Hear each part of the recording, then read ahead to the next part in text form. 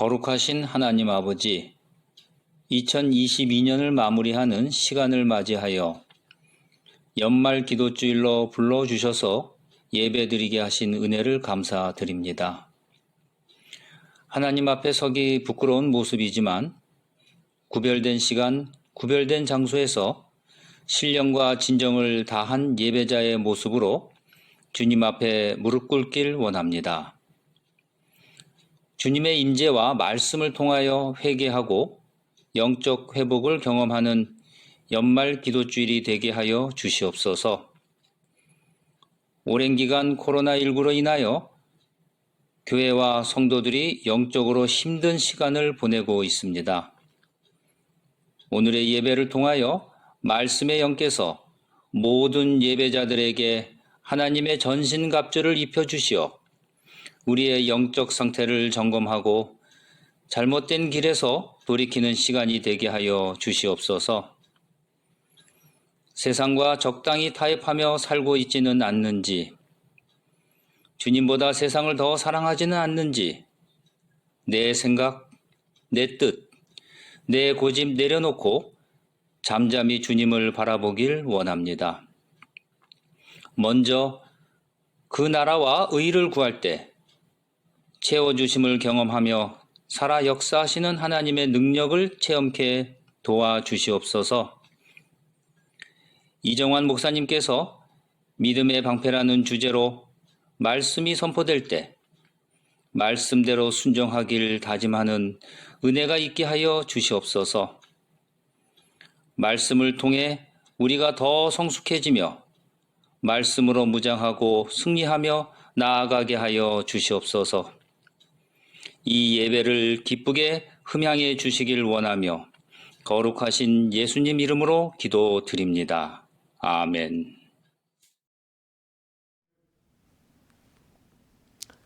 재림 성도 여러분, 안녕하십니까? 하나님의 전신갑주를 입으라 네 번째 시간입니다. 먼저 하나님의 말씀 에베소서 6장 10절부터 18절의 말씀을 봉독하겠습니다. 끝으로 너희가 주 안에서와 그 힘의 능력으로 강건하여지고 마귀의 간계를 능히 대적하기 위하여 하나님의 전신갑주를 입으라. 우리의 씨름은 혈과 육을 상대하는 것이 아니요 통치자들과 권세들과 이 어둠의 세상 주관자들과 하늘에 있는 악의 영들을 상대함이라. 그러므로 하나님의 전신갑주를 취하라. 이는 악한 날이 너희가 능히 대적하고 모든 일을 행한 후에 서기 위함이라. 그런즉 서서 진리로 너희 허리띠를 띠고 의의 호심경을 붙이고 평안의 복음이 준비한 것으로 신을 신고 모든 것 위에 믿음의 방패를 가지고 이로써 능히 악한 자의 모든 불화살을 소멸하고 구원의 투구와 성령의 검 곧 하나님의 말씀을 가지라.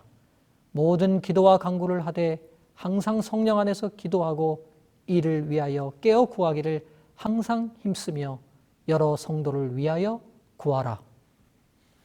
저희는 계속 인생의 영적 전쟁에서 영적 무장을 함으로 승리할 수 있는 비결을 말씀을 통해 배워가고 있습니다. 지난 시간까지 진리의 허리띠, 의의 호심경, 평안의 복음이 준비한 신 세 가지를 살펴보았습니다. 오늘 이 시간은 네 번째 무장인 하나님의 전신갑주, 믿음의 방패에 대해서 살펴보도록 하겠습니다. 하나님의 전신갑주 네 번째 복장은 믿음의 방패입니다. 로마군의 방패는 나무판을 여러 개 덧대어 사각 모양으로 만든 후 범포와 송아지 가죽을 씌웠다고 합니다. 또한 가로 약 76cm, 세로 약 120cm 정도로 몸을 충분히 가릴 수 있을 만큼 컸으며 좌우로 휘어진 모양으로 만들어서 적의 화살이 튕겨나가도록 빛각을 주었다고 합니다. 적의 대대적인 화살 공격을 받을 때는 모든 군인이 밀집해서 방패로 서로를 보호하여 적의 화살이 들어올 수 있는 틈을 주지 않는 귀갑진이라는 진영을 짤 수 있도록 방패를 사용했다고 합니다.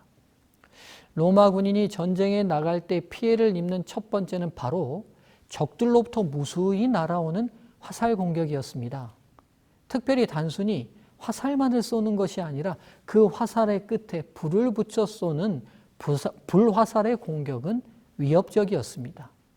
화살을 맞고 바로 죽거나 쓰러지는 것은 아닙니다. 그런데 그 불화살의 불이 병사들의 옷에 옮겨 붙게 될 때는 상황이 달라집니다. 불은 심리적으로도 병사들을 위축시킬 뿐만 아니라 진영을 흐트러 놓게 됩니다. 그래서 로마 군인들은 불화살의 공격을 막기 위해 전신을 가릴 수 있는 큰 방패에 가죽을 씌워 그 가죽에 물을 흠뻑 묻혀 불화살의 공격으로부터 대비했다고 합니다.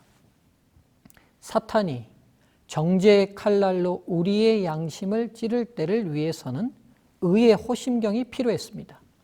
이제 사탄이 우리의 삶의 현실적이고 육신적인 모든 문제를 공격하는 불화살을 막아내기 위해서는 믿음의 방패가 필요합니다. 이 땅을 살아갈 때 사탄의 유혹과 시련은 우리의 인간관계와 먹고 사는 생활의 모든 면에 문제를 만들어서 우리를 고통스럽게 합니다. 산 하나를 넘었다 싶으면 또 다른 산이 우리를 기다리고 있습니다. 태어나는 순간부터 죽을 때까지 모든 것이 문제입니다. 삶이란 해결해야 할 문제의 연속입니다. 먹고 살고 가르치고 배우고 직장 얻고 결혼하고 자녀 낳고 애들 키우고 또 그렇게 하고 나면 몸이 병들고 아픕니다. 인생의 어느 한순간도 빈틈없이 날아오는 불화살의 공격을 받지 않을 때가 없습니다. 잠시 한눈 팔다가 피하지 못하면 그 화살에 맞게 됩니다. 더욱이 그 화살은 불화살이라 삶의 다른 부분으로 옮겨붙어 어느새 모든 것을 태워버리기까지 합니다. 부부간의 작은 의견 충돌이 부부관계 전체를 태워버리기도 합니다. 스트레스를 풀기 위해 맞들인 인터넷 게임이나 도박이 그의 인생 전체를 불태워버리기도 합니다. 허탈감에 보던 인터넷 쇼핑 채널이 어느 순간 가족 경제를 마비시키고 가족 전체를 불태워버리기도 합니다. 학창시절 사귄 친구의 영향으로 아름다운 청춘을 태워버리기도 합니다. 이렇듯 인생의 작은 불화살 하나가 전체를 태워버리는 경우들이 허다합니다. 성도 여러분, 혹시 선풍기 아줌마라는 말을 들어보셨습니까? 2004년 SBS 교양 프로그램 순간포착 세상에 이런 일이에서 잃어버린 얼굴 편을 통해 처음으로 그녀의 삶이 세상에 알려지게 되었습니다. 당시 그녀의 외모는 아주 충격적이었습니다. 일반인의 얼굴 크기 3배가 넘게 부풀어 올라 있었기 때문입니다. 그녀의 얼굴이 이렇게 된 이유는 바로 성형 중독에 의한 부작용 때문이었습니다. 자신의 얼굴에 만족하지 못하고 계속적으로 얼굴에 칼을 대었으며 불법적인 시술을 받게 됩니다. 나중에는 자신이 직접 콩기름, 파라핀, 공업용 실리콘 등을 주입하는 지경에까지 이르게 됩니다. 나아가 조현병과 정신질환을 얻었고 환청으로 넣어라라는 말을 들을 때마다 불법 시술을 시도했다고 합니다. 이런 그녀의 안타까운 사연은 한국 사회의 성형 열풍에 대한 경각심을 불러일으키는 계기가 됩니다.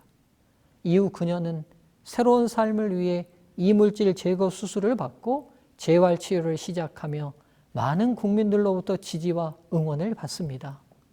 또한 그녀를 소개한 프로그램은 많은 성원에 힘입어 제38회 휴스턴 국제필름 페스티벌에서 실화에 기초한 프로그램 부분 은상을 수상하기도 합니다. 그녀가 성형 중독으로 이렇게 힘든 인생을 살게 된 그 시작은 아주 작은 불만에서 시작되었습니다. 아름다운 외모였던 20대 초반 가수가 꿈이었던 그녀는 밤무대에서 음악 활동을 시작합니다. 그런데 최고가 되기 위해 더 예뻐져야 한다는 마음에 평소에 불만이었던 사각턱을 교정하는 불법 시술을 받게 됩니다. 바로 이것이 시작이었습니다. 예뻐지고 싶은 마음, 그래서 가졌던 사각턱에 대한 작은 불만의 불화살 하나가 자신의 전체의 삶을 태울 수 있는 원인이 되리라고는 그녀 또한 미처 생각하지 못했을 것입니다. 그녀만의 이야기가 아니라 지금 이 순간에도 그리스도인을 포함한 세상의 많은 사람들 또한 쉴 새 없이 쏘아대는 사탄의 불화살에 맞아 삶을 태우고 있는 안타까운 현실을 저희는 목격하게 됩니다. 그래서 삶의 어떤 부분과 영역에서 날아올지 모르는 사탄의 불화살 공격을 막기 위해선 분명한 대책이 필요합니다. 바로 그 대책으로 믿음의 방패를 준비해야 합니다. 사탄의 불화살 공격은 우리의 현실적 문제들을 공격합니다. 이 모든 불화살을 막을 수 있는 방법은 바로 하나님을 향한 믿음의 방패뿐입니다. 하나님께서는 매사 모든 일에 우리를 향한 사탄의 불화살 공격을 막을 4가지의 믿음의 방패를 제공하십니다. 이제 하나하나 살펴보겠습니다. 첫째, 현실의 문제 앞에 저희가 들어야 할 첫 번째 믿음의 방패는 하나님께서 나를 사랑하시는 아버지 되신다는 믿음입니다. 재림 성도로 현실을 살아갈 때 저희는 저희보다 지적이고 저희보다 많이 가지고 저희보다 능력 있고 저희보다 뛰어난 많은 사람들과 불과 불 비교당하고 경쟁하며 살아갈 수밖에 없습니다. 나의 의도와는 관계없이 사탄은 세상 속에서 사람과 사람을 계속적으로 비교시키며 경쟁시킵니다. 그 속에서 내 존재가 한없이 초라하고 위축되어 나라는 존재 자체를 부정하고 싶을 때가 있지 않습니까? 그때 이 말씀을 기억하시기 바랍니다. 시편 89편 26절, 그가 내게 부르기를 주는 나의 아버지시요 나의 하나님이시요 나의 구원의 바위시라 하리로다. 그렇습니다. 내 존재의 능력, 실력, 소유와 관계없이 내 존재 자체가 하나님의 자녀이며 만유의 주제 되시는 하나님이 내 아버지 되십니다. 비교하고 경쟁하는 세상에서는 내 능력과 내 실력과 내 소유로 나 자신의 가치를 증명해야 합니다. 그러나 저희는 그럴 필요가 없습니다. 내 능력, 실력, 소유와 관계없이 내 존재 자체가 고귀합니다. 바로 하나님이 우리 아버지 되시기 때문입니다. 비교하고 경쟁하는 세상 속에서 계속적으로 우리를 위축시켜 우리 인생을 태워버리려는 사탄의 불화살 공격 앞에 하나님이 내 아버지 되신다는 믿음의 방패를 높이 들지 않으시겠습니까? 지금 여러분이 계신 그곳이 어디이든지 여러분의 존재 자체가 비교하여 무시하고 경쟁에서 진다 할지라도 위축되지 마십시오. 주눅들지 마십시오. 우리가 비록 비교해서 뒤떨어지고 경쟁에서 도태된다 할지라도 우리는 낙심하고 좌절하지 않을 분명한 이유가 있는 사람들입니다. 바로 하나님의 자녀들이기 때문입니다. 우리가 이 고귀한 신분은 바로 그리스도의 십자가의 보혈로 확증받았기에 이 땅 어느 누구도 하늘의 어떤 존재도 부정할 수 없습니다. 그러니 재림 성도들이시여, 먼저 그동안 세상에서 비교에 무시받고 경쟁에 상처받은 여러분 모두에게 하나님의 위로가 함께 하시길 기원합니다. 그리고 우리에게 있는 하나님의 아버지 되신다는 믿음의 방패를 다시 굳게 세우시게 되길 주의 이름으로 호소합니다. 이 믿음의 방패가 우리 손에 내려지지 않는 이상 사탄의 어떤 비교와 경쟁의 불화살도 우리를 태울 수 없음을 결코 잊지 마시기 바랍니다. 현실의 문제 앞에 저희가 들어야 할 두 번째 믿음의 방패는 하나님께서 나의 인생 모든 문제의 해결자 되어주신다는 믿음입니다. 재림 성도는 현실 속에서 해결해야 할 수없이 많은 문제들을 만나게 됩니다. 그 문제들 중에는 공격받을 어떤 이유와 원인도 내가 제공하지 않았음에도 불구하고 내가 감당하고 해결해야 하는 상황들도 닥쳐옵니다. 그래서 베드로 사도는 이런 문제를 베드로전서 2장 19절에서 부당한 고난이라고 표현합니다. 내가 원인을 제공하지도 않고 내가 일으키지도 않은 문제 때문에 어려움을 겪는 것은 정말 억울한 일이 아닐 수 없습니다. 그러나 실상 재림 성도로 저희가 만나는 많은 문제들 중에서는 부당한 고난이 적지 않습니다. 바로 그 이유는 선악의 전쟁 중에 사탄이 저희를 향한 불화살을 쏘고 있기 때문입니다. 저희가 자초해서 발생한 문제가 아닌 저희들이 하나님의 군인이라는 이유만으로 당하게 되는 공격인 것입니다. 그래서 베드로 사도는 이 부당한 고난을 만나는 하나님의 백성들에게 이렇게 권면합니다. 부당하게 고난을 받아도 하나님을 생각함으로 슬픔을 참으면 이는 아름다우나 부당한 고난 앞에 하나님을 생각함으로 슬픔을 참는 것이 아름다운 것이다 라고 말씀합니다. 바로 우리 주님께서 이 땅에서 진정 선하시기에 사탄으로부터 수없이 많이 부당한 고난, 즉 불화살 공격을 받으셨습니다. 우리가 만일 그분과 같은 부당한 고난을 받는다면 바로 저희가 우리 주님이 서 있는 같은 편에 서 있다는 가장 힘있는 증거가 되는 것이 아닙니까? 재림 성도에게 있어서 이보다 더한 영광이 어디 있겠습니까? 그러니 부당한 고난 앞에 감사할 수 있는 성숙한 재림 성도들이 되시길 바랍니다. 또한 우리 재림 성도들에게 있어서 부당한 고난은 하나님을 생각하는 은혜가 되길 간절히 바랍니다. 바로 이렇게 인생의 부당한 고난, 사탄의 불화살의 공격을 막아낸 믿음의 선배가 계십니다. 바로 요셉입니다. 그가 형들에게 팔리게 된 정말 너무나 고통스러웠던 그날, 요셉은 노예 상인들에게 끌려가며 무슨 생각을 했을까요? 그때 요셉의 생각은 그의 아버지의 하나님께로 향하였다. 그는 어린 시절에 하나님을 사랑하고 경외하도록 가르침을 받았다. 때때로 그는 아버지의 장막에서 야곱이 그의 집으로부터 도망해 나와서 방황하던 때에 그가 본 계시에 대한 이야기를 들었다. 그는 여호와께서 야곱에게 약속하신 언약과 그 언약이 어떻게 성취되었는지에 대해 들었다. 곧 필요할 때에 어떻게 하나님의 천사가 그를 교훈하고 안위하고 보호하셨는지에 대해서 들었다. 그리고 그는 사람들을 위하여 구주를 준비하신 하나님의 사랑을 배웠다. 이제 이 모든 귀한 교훈이 그의 앞에 생생하게 떠올랐다. 요셉은 자기 조상들의 하나님이 자기의 하나님이 되시리라는 것을 믿었다. 요셉은 그 자신이 도저히 감당할 수도 해결할 수도 없는 문제 상황 앞에서 바로 아버지 야곱의 하나님을 생각합니다. 그리고 그 하나님께서 야곱 인생의 모든 문제의 해결자 되어 주셨음을 기억하고 그 하나님이 자신의 인생 문제의 해결자 되어 주실 것에 대한 확고한 믿음의 방패 뒤에 자신을 두기로 결심합니다. 사랑하는 재림 성도 여러분, 저희가 맞게 되는 사탄의 불화살은 저희 처지를 봐주면서 쏘는 공격이 아닙니다. 저희 삶을 다 태워버리려는 인정사정 없는 공격입니다. 그러니 내 힘으로 어떻게 막아보고 해결해 보겠다는 것은 불가능한 일입니다. 해결자 대신 하나님이 내 하나님이시라는 믿음의 방패만이 이 공격을 막을 수 있습니다. 그러니 문제들 앞에 저희 자신을 생각하지 마시고 하나님을 생각하시길 간절히 바랍니다. 만일 원수가 낙심한 자들의 시선을 예수께로부터 돌려 자기 자신을 보게 하고 그들 예수님의 고귀하신 사랑과 공로와 크신 자비를 생각하는 대신에 자기 자신들의 비천함만을 생각하게 할 수 있다면 원수는 그들에게서 믿음의 방패를 빼앗고 그의 목적을 이루게 될 것이며 그들은 원수의 맹렬한 유혹에 노출되고 말 것이다. 그러므로 약한 자는 예수님을 쳐다보아야 하며 그를 믿어야 한다. 그런 후에 그들은 믿음을 행사해야 한다.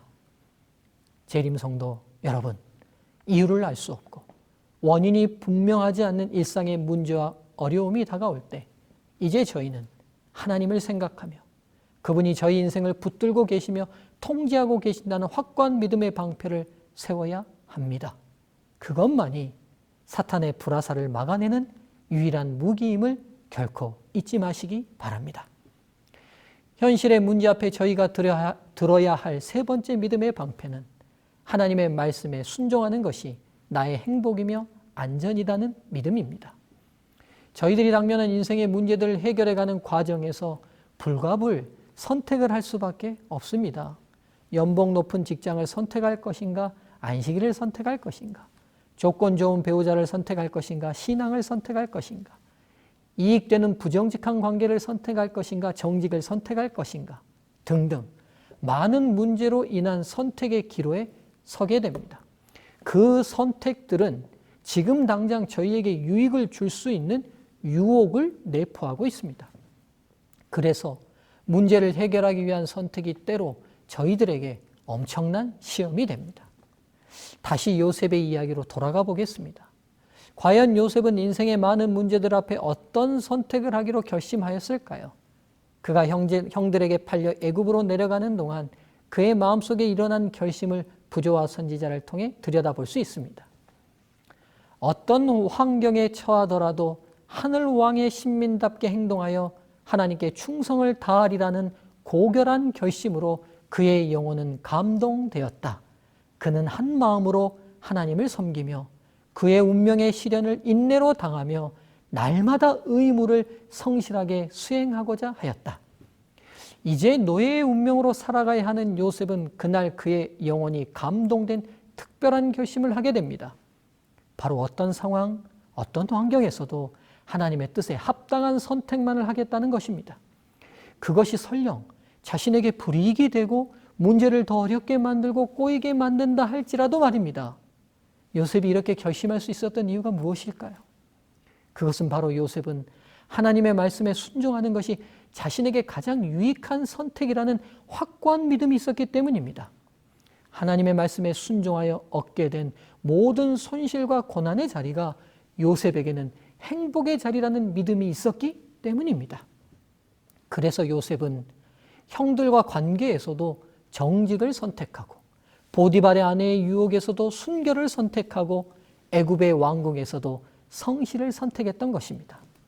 사랑하는 재림 성도들이시여, 사탄이 쏘는 문제들 앞에서 선택해야 할 때 언제나 하나님 말씀에 순종하는 것이 저희의 행복이며 안전이라는 믿음의 방패를 높이 드시게 되길 간절히 바랍니다.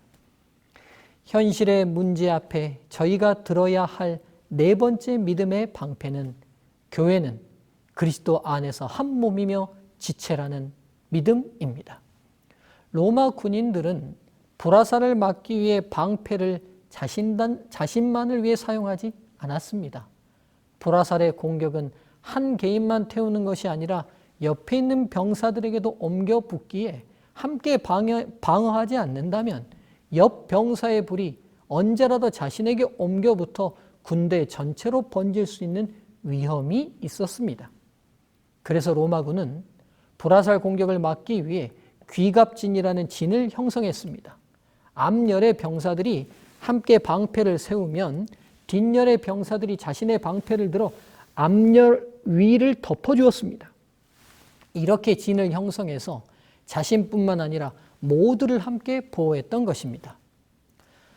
로마군이 강했던 이유가 바로 팀을 이루어 연합해서 싸웠기 때문입니다. 비록 로마는 북방의 게르만족보다 힘으로나 체력에서 각 개인들은 약했지만 전쟁에서 이길 수 있었던 이유가 바로 팀으로 이루어 함께 싸우는 법을 알았기 때문입니다. 바로 여기서 우리가 또 하나 추가해야 할 중요한 믿음의 방패가 있습니다. 우리는 그리스도 안에서 한 몸이며 지체라는 믿음입니다. 우리가 한 몸에 많은 지체를 가졌으나 모든 지체가 같은 기능을 가진 것이 아니니 이와 같이 우리 많은 사람이 그리스도 안에서 한 몸이 되어 서로 지체가 되었느니라. 교회란 단순히 한 사람이 예수님을 만나 구원받는 것으로 끝나는 곳이 아닙니다.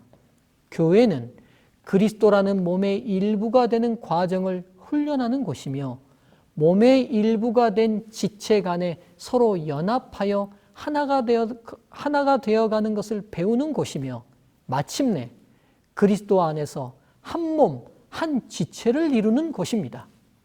재림 성도 여러분, 교회를 통해 하나님과 성도 개인이 하나 되어가는 과정이 중요한 것처럼 성도들이 그리스도의 몸의 일부로서 서로 연합하여 한 팀으로 세워져 가는 것 또한 너무 중요한 일이라는 사실을 확고히 인식하시길 바랍니다. 코로나 상황 속에서 온라인이 저희들의 교회의 기능에 많은 영향을 미치게 되었습니다.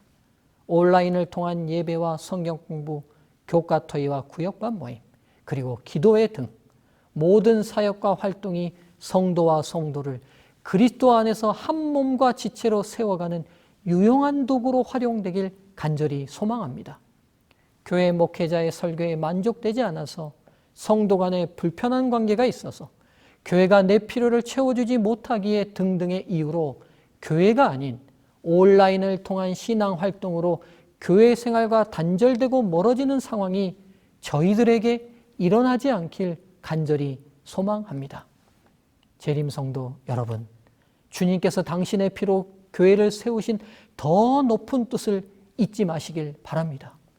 저희가 그리스도 안에서 함께 믿음의 방패를 들 때 먼저는 아직 믿음의 방패를 잘 활용하지 못하는 연약한 성도를 보호할 수 있습니다. 또한 교회 밖에서 피 흘려 죽어가는 영혼을 그 방패 아래로 불러들여 살릴 수 있을 것입니다. 나아가 함께 그리스도의 이름으로 대우를 맞춘 믿음의 방패를 붙든 믿음의 손은 영혼을 사랑하는 예수님의 마음을 닮아가게 할 것입니다. 오늘 이 시간 저희 현실의 모든 문제를 향해 불화살을 쏘는 사탄의 공격 앞에 저희들이 들어야 할 믿음의 방패 4가지를 살펴보았습니다. 비교와 경쟁의 세상 속에서 저희 존재의 가치가 공격받을 때 하나님께서 나의 아버지 되시고 구원자 되신다는 믿음의 방패를 듭시다. 원인과 이유를 알 수 없는 인생의 문제와 어려움으로 공격을 받을 때 하나님께서 나의 인생의 모든 문제의 해결자 되어 주신다는 믿음의 방패를 듭시다. 문제와 어려움 앞에 잘못된 선택을 하도록 유혹의 공격을 받을 때 하나님의 말씀에 순종하는 것이 나의 행복이며 안전이라는 믿음의 방패를 듭시다. 그리스도의 몸된 교회의 공동체의 연합이 공격받을 때 우리는 그리스도 안에서 한 몸이며 지체라는 믿음의 방패를 듭시다. 전국의 재림성도 여러분, 저희들이 이 믿음의 방패를 연합하여 함께 들었다면 사탄의 어떤 불화살의 공격도 결코 저희를 태우지 못할 것입니다. 지금 다 함께 이 믿음의 방패를 들어 전국의 모든 재림교회가 영적으로 가장 안전하고 평안한 장소가 되도록 합시다. 바로 지금 말씀을 들고 있는 여러분의 교회가 불화살의 공격에 노출되어 있는 영혼들을 살려내는 믿음의 방패 교회가 되길 간절히 바라며 오늘의 말씀을 마치겠습니다. 감사합니다.